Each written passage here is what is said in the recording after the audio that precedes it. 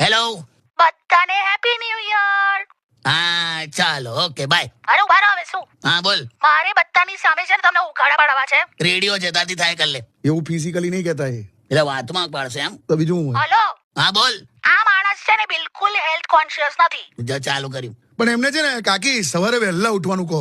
ઉઠી જ જાય છે 6 વાગ્યાના, તારે જો પણ પછી છે ને 8 વાગ્યા સુધી રજાઈની બહાર જ નથી નીકળતા. આવું કેવું લા? આમથી આમ રજાઈની અંદર છે ને પડખા ફર્યા કરે. બોલ. આવું બધું કરો છો? અને આમાં શિયાળાના શાસ્ત્ર પ્રમાણે એવું છે. ઓ હેલો, શું શિયાળાનો શાસ્ત્ર એટલે? છે શિયાળાનું શાસ્ત્ર છે? એ તારા વાંચવામાં નહીં આવ્યું હોય પણ છે. લા કાકા હું ચૂપ રહે.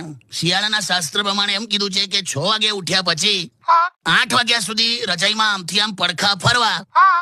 એ મોર્નિંગ વોક માનવામાં આવશે. આવું કોણ કહે છે? શિયાળાનું શાસ્ત્ર છે. આ બધું ક્યારે બહાર પડે છે? છે હું તને આપીશ.